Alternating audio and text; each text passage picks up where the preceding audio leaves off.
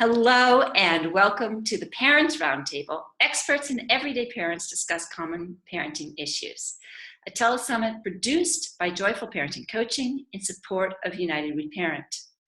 United We Parent was co-founded by Hogan Hilling, author of the Dadly book series, and Elise Cohen-Ho, family and relationship coach at Ask Dr. Ho.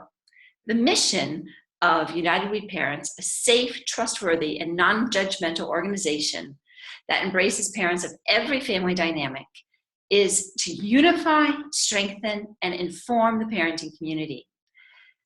There are two things coming out of United We Parent that I really want to share with you. One is two books on the same theme. One is called Dadly Dads, Fathers of the 21st Century, and the other is Amazing Moms of the 21st Century. And both these books, I think, do an excellent job of really portraying the idea that we come to parenting with different strengths, and we all have our own unique style, and that is really just fine, that works for our kids. We don't have to be carbon copy parents in order to bring enormous richness to our parents. And when we try to be, probably something gets lost. I also am proud to say that I'm going to be a part of United We Parents' first live in-person conference in Pomona, California, August 26th. The conference, a day-long in-person event, is designed to provide resources for parents of all ages, gender, sexuality, marital status, no matter how you came to parenting. No matter your ethnicity or your age or your income or anything else that we might measure parenthood by, you are welcome as part of this day of bringing our voices together to sit down in person. Today we are virtually in person, but that day in August 26th in Pomona is designed for us to really be able to sit at the table and to share our ideas. So I hope that that's something you can do. So I am very excited about how this telesummit is working, because instead of just hearing from a series of expert speakers, we are going to hear from these ordinary, amazing parents who are here today to offer their insights as actual parents and, in one case, grandparent. And I think that really adds richness to what we're trying to achieve. I'm Elizabeth Stitt, founder of Joyful Parenting Coaching, host of the summit. And I am really excited for us to be talking today about yesterday's interview. Click on the link provided in the email if you didn't get to yesterday's interview with Mercedes Samudio, who wrote the best-selling book, Shame-Proof Parenting. And that's what our discussion's about today. And we're going to start with some quick introductions. So, Mariama, would you do the honors and get us off here? Yes, my name is Mariama Williams. I am from Maryland. I live in the Clinton area, and I am the mother of one 3-year-old diva in training. So she's 3 years old, going on 30, but she's the joy of my life. Super, thank you. Crystal. Hi, I'm Crystal Arzu, and I'm from Corona, California. I've been married for 19 years now and mom to a 17-year-old diva who's out of training. She's full on, about to be a senior in high school, so it's a very emotional time for her and myself as well. And I'm a blogger and also work full-time in the healthcare management industry. Super, thank you. Crystal, just tell me again where you're from. Oh, Corona, California? Corona, California. Yeah. I assume that's down south somewhere? Southern California, about 45 miles east of Los Angeles, LA. Okay, wonderful. Good, let's see. Bob. Yes, Bob Monroe. I am from Vancouver, Canada. Actually, I live in Burnaby, which is separated from Vancouver by a street. So I say Vancouver because more people know where that is. I am a father to a 47-year-old daughter and a 45-year-old son, and a 32 and a 35-year-old stepson who I've raised for 30 years. And I've got 3 grandchildren and 1 on the way. I've got 2 granddaughters that are, let me think here, I don't want to get this wrong, 15 and 18 coming up next month. And my grandson who's coming over for Father's Day dinner very shortly, who is just over 2 years old. And there's another grandson on the way in September. So that's me. Lots of experience there. Fantastic. Alicia. So hi, I'm Alicia Trotline. I am from St. Charles, Missouri. I am a mom of 4 amazing kids. We actually are a very blended family. My stepdaughter is 14, and she lives with us half 50-50 times. So we actually have a great relationship with her mom and her stepfather. And then my daughter, who is 10, and my husband actually adopted her when she was 2.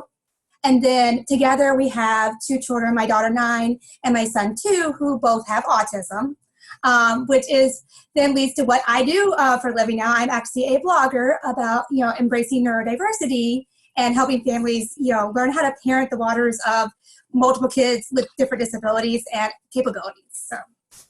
Great. Wow. Okay. And Shantan, welcome. I hope you can hear us, and we should be able to hear you. Can you introduce yourself? Elizabeth, did you say Shatan? I did. Okay, sorry about that.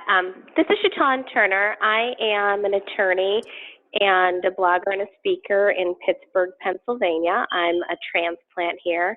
I am raising 2 children with my husband, a boy and a girl. They're 3 and 6, respectively. And I'm really excited to be included in this project. Wonderful. We're so glad you're here. Let's see, who would like to, Shatan, since we have you, the line is open, would you like to start by what were your takeaways from listening to Mercedes talk about shame-proof parenting? I'm sorry, I didn't hear your question. I couldn't understand what you said.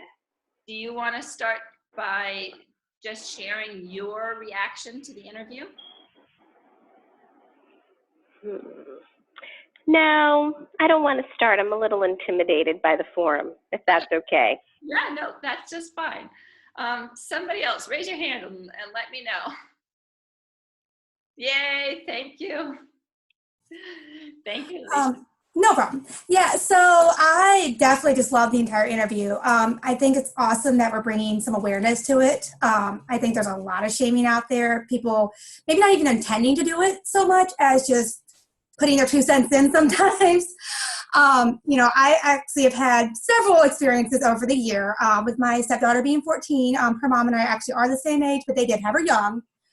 So we get the whole, oh, you must not be able to parent because, you're young parents, things like that. My most recent experience that actually just completely blew my mind was we had tried to take all of our children out to a place called the Goodwill Outlet. And it's a very big, noisy place. But we were trying to give them a chance to learn new environments. And when we walked in, both of my autistic children just complete meltdown. I mean, just absolute wailing, crying, screaming, the works. The other 2 are trying to help. My husband has one, I have another. And, this older lady, she just instantly looks over and, my goodness, why is she doing that? Why can't she control her kids? And it was just like, wow, why would you even, think to say that? I mean, I understand people have their thoughts inside our heads, but saying it out loud. And I think, unfortunately, there's just a culture of it out there where people just think it's okay to disregard other people's parenting, not knowing what's going on. I mean, they had no idea of knowing my children have autism, there's sensory things like that. And everybody's story is different, and every family's different. And, your kids can be absolutely no diagnosis, no problem whatsoever, and they can still have a meltdown and throw themselves on the floor and scream and cry and the whole works. And the last thing any parent needs is somebody downing how they're parenting them. They need in that moment any bit of positivity they can to get through the moment.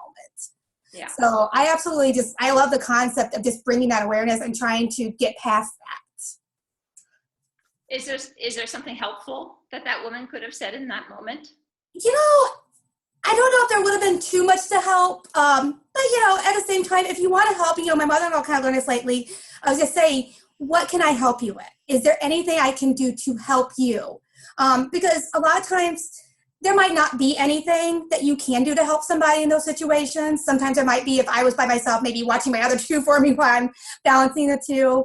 But, sometimes just knowing that somebody cares is great. I actually had kind of an opposite experience about, I'd say 6 months ago, and my son was just screaming his head off in the cart. And I had a mom just walk up, gently touch me on the shoulder, and just say, "You must be doing something right if he's fussing that much," and walked away. But that little bit of positivity, it was enough to bring a smile to my face and just kind of, make me feel better in the moment. Remind me, hey, it's just part of parenting. It's just what we have to do. Sometimes your kids aren't happy and they're going to scream in the store. And that's just life. And, so things like that, that's a positive thing you can do to kind of make somebody feel better in the moment, even if you can't physically help them. Mariama, you look like you want to add something there. Yeah, I really did enjoy the interview that you did, and it's funny because that was a new term for me. I think I've felt that before, but I never associated it with an actual term as far as parent shaming. And so then when I was thinking about it, I said, yeah, I felt that way more than a couple of times. And it's really interesting because sometimes it's from family or teachers at school that I felt that way. And, you're thinking that there's supposed to be a support system, but even they may not realize it, that they can contribute to that. I'm the mom who does not allow my daughter to have a lot of candy or sugar, for our teeth. And that's based on how I was raised. I've never had a cavity in my life. I'm thinking I don't want my daughter to have one either. And so there are plenty of times where she may have asked someone, or somebody said, "Can she have it?" And I said, "No." And then they're like, "Oh, let her have a piece of candy," or, and then I'm thinking to myself, well, geez, I'm the mom here. I know my daughter better than anybody else.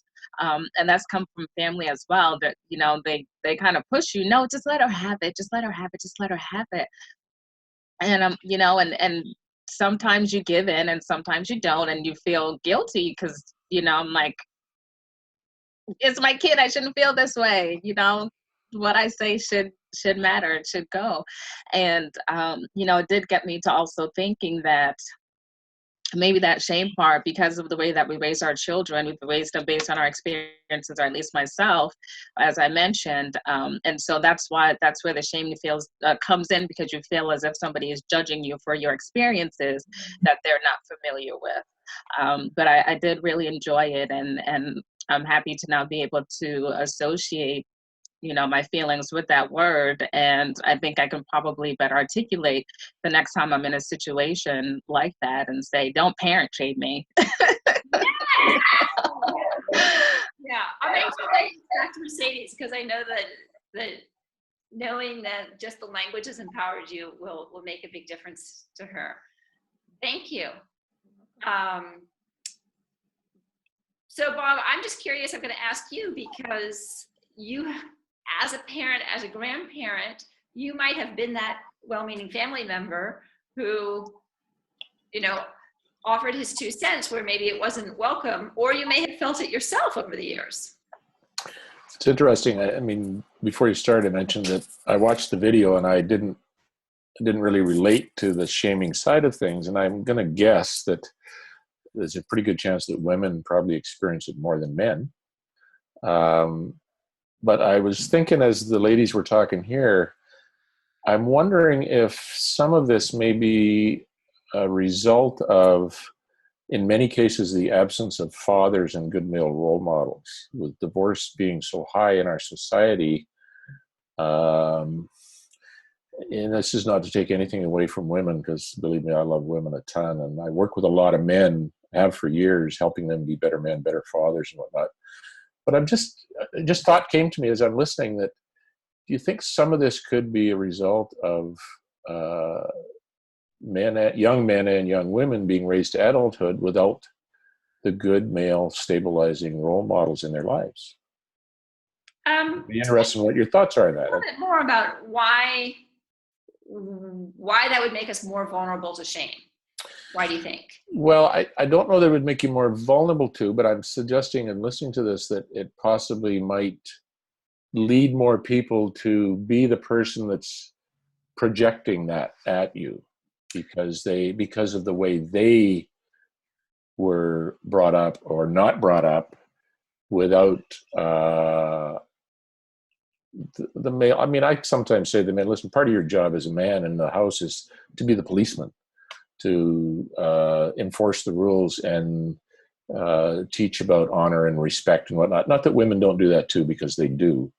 But I believe historically, maybe it's because I'm an old guy, that's been a lot more of the man's role and responsibility. And there's so many women out there, unfortunately, they're doing it on their own. Okay. And it's just something that came to me as I'm listening. I'm not here to judge. I just observing. It's a really Yeah. interesting idea, and maybe we'll come back to it. Okay. Crystal, I'm going to open up the lines, and if we can get your first reactions to the interview. I thought it was great. And I really liked how she had stated that being raised by her grandparent had, even though she wasn't in a situation where she had this typical mother-father household, that being raised by somebody other than her biological parents gave her a whole different perspective on families, and how she chose that to lead the rest of her life and her career and to help others. Yeah. So I thought that was really, really good.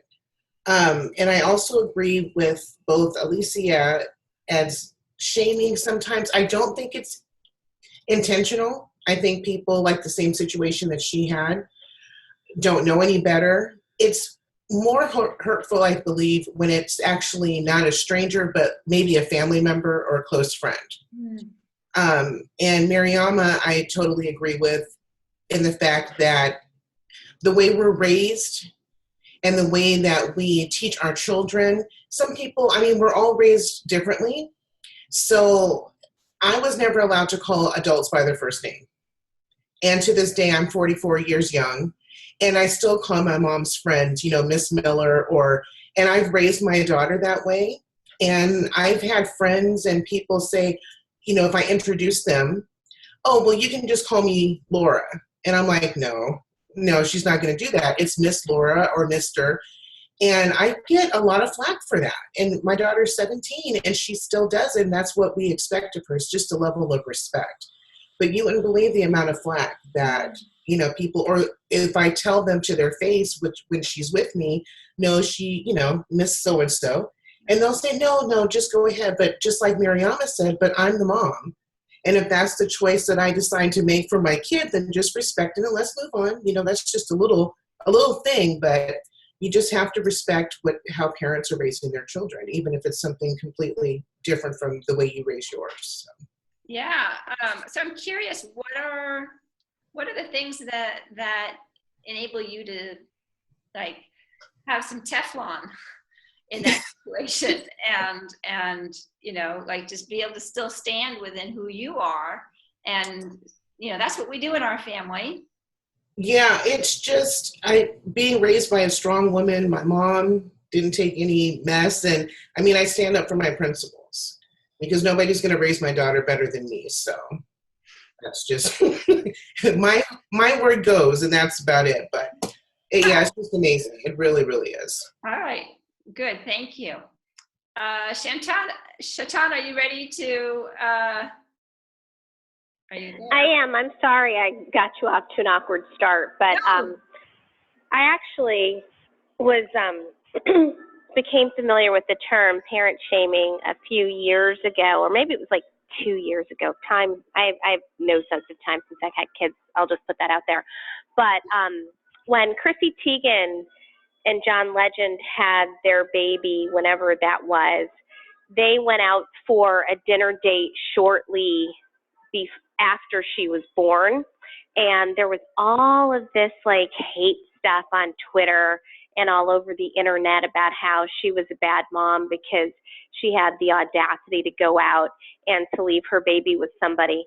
And it got me thinking about all of the kind of mean girl behavior that has become accepted.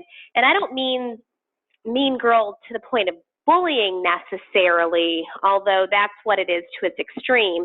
And I'm not sure if the root cause is what the gentleman mentioned, saying that there's not enough father engagement, but there's this sense that once you become pregnant, your decisions kind of cease to be your own, and whatever your reasons for them become a matter for public consumption. And so people have this great comfort with criticizing like what you do when you're pregnant, and then it extends to when you have children as well. So if you say, for example, I don't know, you don't want to, drink caffeine, which is actually contraindicated in pregnancy based on the doctors, but you have a friend who drinks Mountain Dews every day and she's got like 5 kids, then a lot of times that friend feels justified in criticizing your choice as if it has anything to do with her. And I think the mom that was talking about, both of the moms, the one that was talking about the sugar and the mom that was talking about the manners that she tries to impart on her kids, when people criticize me for things like that, and it does happen, what I hear from them is somehow they believe that by making my choice, which I think is right for my family and for my child, that somehow I'm judging them. Whereas, I have no, role in how they choose to raise their children.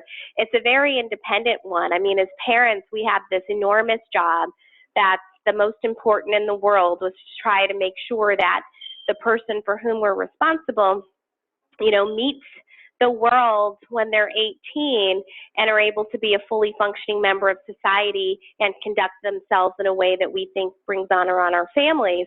And only we can do it. And so I think that people who criticize other people's choices lose sight of that.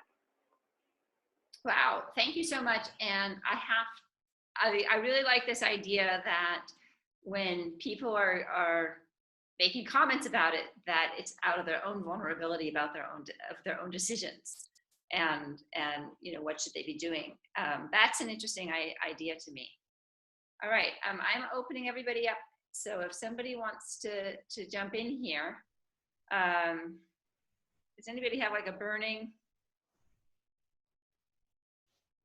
Going back to what Bob had mentioned, I think that it is a little bit interesting because it got me thinking that women and men, or mothers and fathers, are treated a little differently because of, I'm switching roles now, but if my husband were to tell somebody, no, she doesn't get any candy right now, I don't think they would argue with him.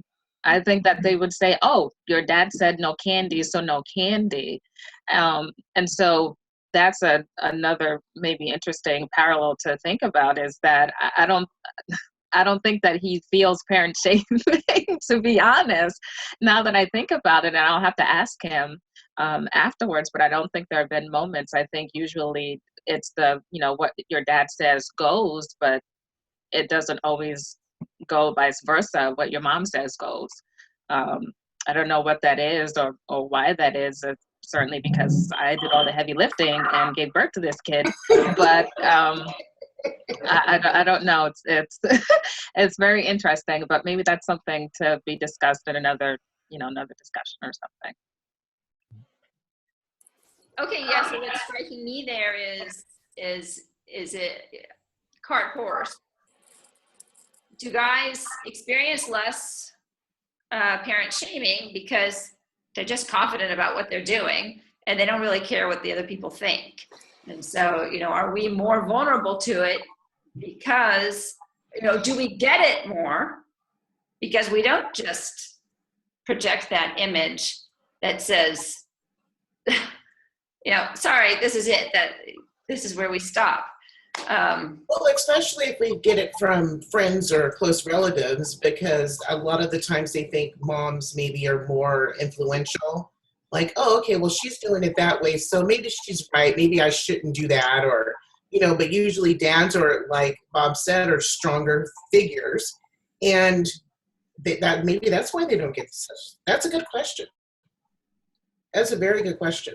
Alicia, any thoughts on this? Yeah, I kind of agree. It's one of those things where I definitely think my husband rarely gets it anymore. I think when we were younger and my stepdaughter was a little bit younger and they're like, oh, look, he's so young, because he was young. So they obviously, people wanted to interject and say, oh, you're so young, you don't know what you're talking about. But as we're older, I definitely don't see that. But I think it's also that, as we mentioned earlier, like the mean girl mentality. I think, unfortunately, as women, we're always, almost judgmental automatically. I think it's like, back to even like grade school, you think of kids when they're in school and it's always the girls, arguing who has the prettiest hair, who has the prettiest clothes, who has this name brand. And I think, unfortunately, that carries even into adulthood, that, that mindset doesn't always go away. I think a lot of parents, it does, because they're like, okay, I wouldn't want to be treated that way. But not everybody sees it that way until maybe they experience themselves. I think once you've kind of experienced it multiple times, you're like, okay, I would not want to do that to somebody else. Yeah. But I think if somebody really hasn't experienced it a lot themselves, I can see it being very easy to be like, oh, I'm just offering advice, and not realizing that they're just completely overstepping bounds. So you're like, no, my kids don't need that, thanks, Right. And definitely I do see a lot more within family it happening than just strangers. I think the strangers make the more significant memories for us. Mm-hmm. When it happens out public, it's like, whoa, who is that and why are they judging me? But then with your family, and they're constantly there, grandparents, grandmas saying, oh, that's okay, they can have this weather at my house, and things like that. I definitely see that more kind of the whole, it takes a village to raise a kid mentality that, we all have an opinion, not just, okay, it's still their mom and dad's opinion first, not anybody else's. Well, yes, and so, right, it does take a village, but villages used to have a much clearer idea about what was acceptable and what was expected, both of parents and of kids. And so I wonder if, maybe the levels of parent shaming have come up in society, particularly in the United States, because we tend to put ourselves into camps and then feel very strongly about those camps. So that, if you are in a camp over here or you're in a camp over here, that we almost take to parenting like religion, as if we've picked up the manual for this particular parenting philosophy, and, we're going to stick to it. And who said right in the beginning, somebody said about, and I really liked it, like, basically you get pregnant and now your behavior's there for public consumption. And the only positive spin I can think about that is that maybe it means we do take responsibility for all of kids and all the kids in our society, and that we really do see every single child as, an opportunity to raise a good citizen. And so, maybe it's a level of caring. I'm not justifying it. I'm just asking the question. I'm just curious. Well, I think there may be a different expectation with mothers and fathers, because there's a difference in my book between mothering and fathering. Just by the definition of the word, to me, means quite a bit different. So I think a lot of people expect mothers to know everything about mothering.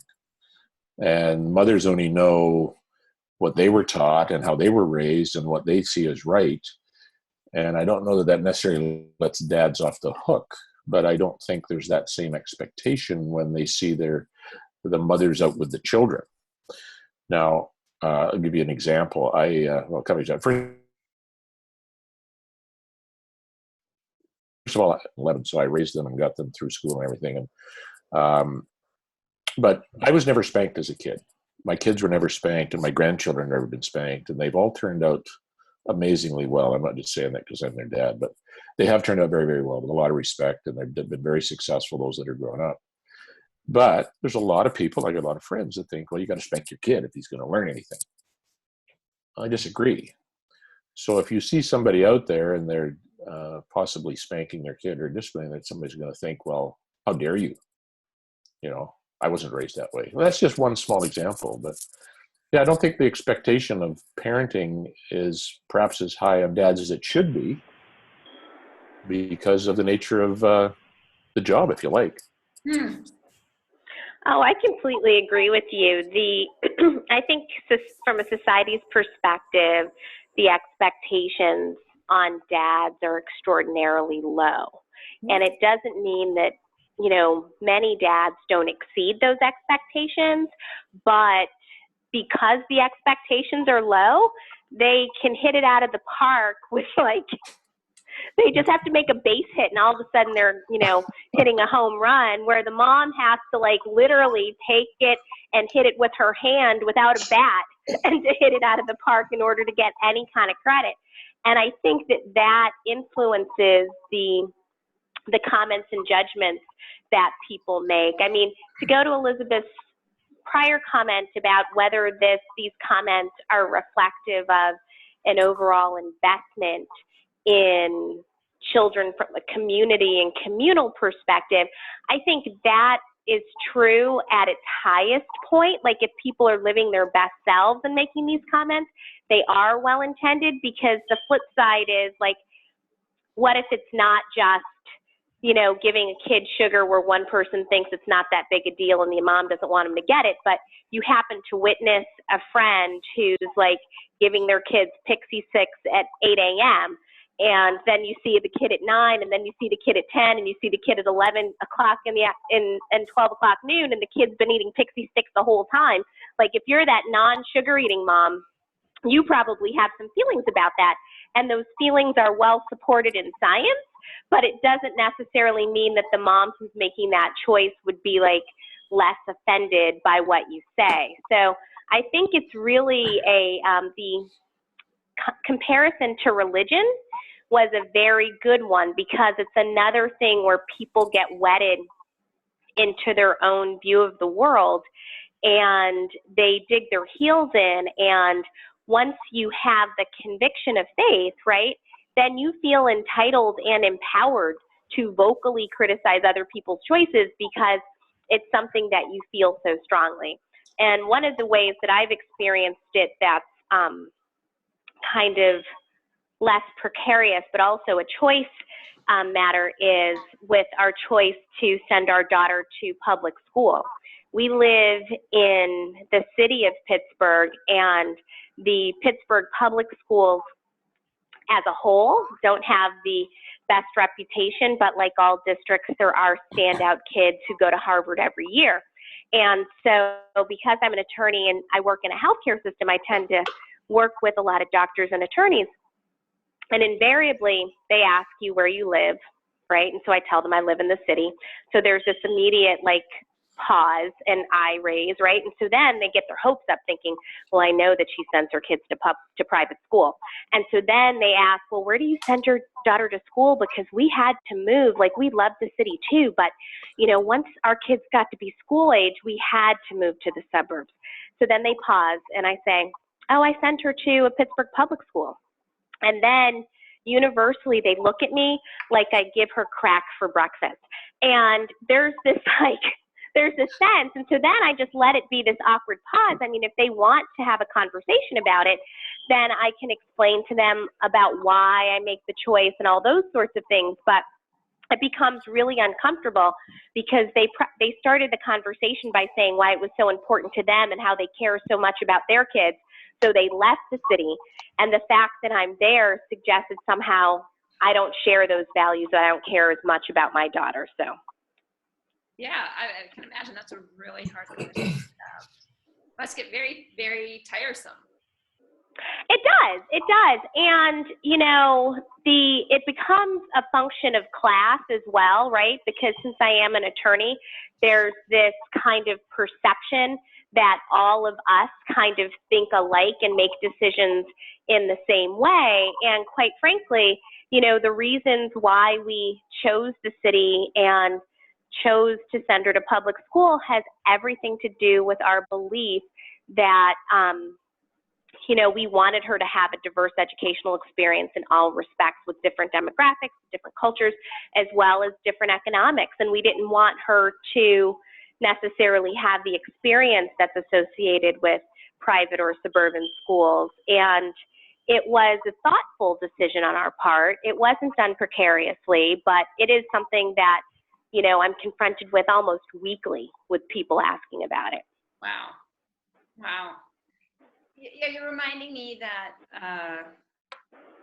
one of the things actually I really love about United We Parent and its mission and the 2 books that came out is really this reminder that we all bring something unique to our parenting. And and I firmly believe that when we bring our best selves, whatever it is, to our children, we are giving them something enormous, an enormous gift. But I recognize at the same time that it means that we're not giving them something else. And right, so that we might have values that sit close to each other, but at the end of the day, you have to put one on top of the other, right? So I mean, I'm sure, Shaitan, you could list a lot of really great things about what a private school education might provide for your daughter. And on the other hand, you have this other set of values that you have chosen to prioritize over it. And she can't have both experiences at once. Exactly. And it's definitely, like I said, we did consider pulling her out and sending her to private school this year because of some challenges we had with her teacher, but overall, the education was good, so we kept with our choice. But the other interesting thing is I didn't grow up in this area. I grew up in upstate New York, and I personally am the product of suburban and parochial school. And so it's not necessarily that the experience my daughter is having is one that I enjoyed myself, but her school meets our needs. I mean, that's really what everybody is, I think, looking for. And we were fortunate that she was selected into a magnet program, which also, in terms of those values you're talking about, one of the values that's really important to me is being bilingual. And her school has a Spanish emphasis that is actually not offered in most of the suburban schools at her age. So she's been doing this since kindergarten. And so in that regard, her educational experience is richer. But I think that people hear the statistics of the district overall, and they don't, delve that extra level to determine whether or not there are unique educational experiences that could benefit their child. But I can't take sole credit for my decision. I had a colleague whose daughters are now college graduates, and one of them actually just recently graduated from Columbia Law School, and they did Pittsburgh Public for their entire educational experiences. And so she told me long before I ever got pregnant, she said, this will be hard if you decide to send your kids to public school because people won't understand. But trust me, if you, stay on top of it, follow their education, make sure that their teachers are doing what they need to do, they can have a really robust experience. And I think that you'll be pleased with the type of individuals they become. And so that really stuck with me. So this is actually, in my mind, is going back to Alicia, what you were saying about people not seeing and not knowing. Right? Yeah. You're dealing with a situation, they're looking at the externals, and they're looking at a surface level of interaction and of expectation, and they have no idea what a major win it might be for you to even be bringing your kids into a challenging environment. Absolutely. I definitely agree. I mean, I think it all boils down to that, like you said, every situation a parent has to evaluate, whether mom, dad, both. We have to evaluate each individual situation and decide what works best for our family. And it might not be the choice somebody else makes, and it might be. And, but we also do that, we know our own children. We live with these children 24/7. We know their personalities, their quirks, the things that set them off, the things that keep them calm. And so the choice I might make, even for one of my children, might not be the same choice I'll make for the other. So parents have to make that decision in the moment sometimes. Sometimes it's a bigger decision, like with school, where you have to decide. And, it comes back to that whole, people just I think it is not necessarily on purpose, but they have well meaning. They're wanting to say, well, this is my opinion on the topic. And they're, they're so, it's like you said, religion. It's that whole, I believe this so strong. This is how I believe. And I want to share that with you. And I think it's that not understanding the right moment in which to do that and how to do it as well. I think it's not just, I think it's kind of, the best way to solve most issues is education. And I think a lot of things are just, not in a main way, but ignorance, that they don't understand why this is affecting people the way it's affecting people. Which is an excellent point. It's just hard to educate them in the middle of doing things. Right. Did you want to say something? Oh, me? Oh yeah, no, I'm just trying to read faces. I thought maybe. Oh, no. I totally agree with what Alicia said. That was a very good point. Very good. And I think that's right. What Alicia said, that I think it depends on how you share the information and the timing and the moment that you do it. Because I'd be open to it, but don't do it in front of my child or in that moment. Maybe wait a day or two, or maybe give me a phone call afterwards, or maybe say something at a later time, because I feel like that's something I would do with someone else. And I always say it, I never like to impose my own opinions on other folks, but I say, hey, just a thought, in case, perhaps you didn't know, or perhaps, this is a new situation to you, or whatever. This has helped me in the past in a situation. And I just leave it there for them to either, take the advice or not. But at least I know that I've shared it with them, but I'd never do it, to do any kind of parent shaming, because I know how that feels personally. So that's a good point, Alicia. Yes. So is that we're on now. Sorry. Any last burning comments that people really want to make?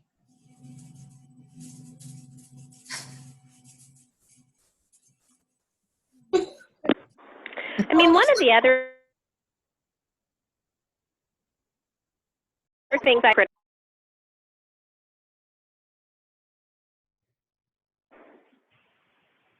Crystal, just start over again. I've made everybody else, so we should have less. I think that was Shaitan. Oh, okay. Yes, it was Chatan. Okay, so Shaitan, I'm going to mute everyone else, so maybe we get less static. Head now. Okay, I just wanted to make one comment about those who are critical when people, when their kids do things in public. We had, it is Father's Day today, and a few years ago when we took our daughter out to celebrate Father's Day for my dad and for my husband, she must have been about 2 years old. She was doing something. She was acting like a child. It wasn't even completely distracting, in my opinion. But I think that actually I know that the gentleman who was sitting next to us, I guess his vision of a nice dinner did not involve having to experience it with a 2-year-old. And so he was making some very critical comments that got louder, and my husband kind of addressed it. But I think what happens sometimes is, like, people forget that we're all in this together. We are all sharing this world together, and children are a part of it. They live here, right? They share the air that we breathe. And if someone's paying for them to have an experience, then they deserve to experience it as well. And they may need, are a special needs child, or simply because actually all children really have special needs if you compare what they need to adults, right? Because they need things that are packaged in a way that they can, digest it and experience it, and they might need some time to adjust to the setting. And I just think that for whatever reason, people forget that, we're all in it together, and that kids have a right to be wherever they are. And if they have a difficult time experiencing it, then we need to practice patience. And it's no different if there's an elderly person who comes and they have a walker and it's taking them a little bit of extra time to ambulate. Like, just like it would be impolite to push that person out of the way so you can get where you're going, it's also impolite to criticize parents because they have the audacity to bring their kids somewhere. I like that. How dare they? How dare those parents? Good. I'm looking at the time, and I'm going to bring this to a close. And I know that we could keep going and sharing ideas, and I can't even tell you how much I appreciate you guys for showing up today to the Parents Roundtable and being a part of the conversation. Much appreciated. Thank you so much for Thank you. Yeah, cool. Thank you. It was a great experience. Thank you so much. Thank you. I had a lot of fun.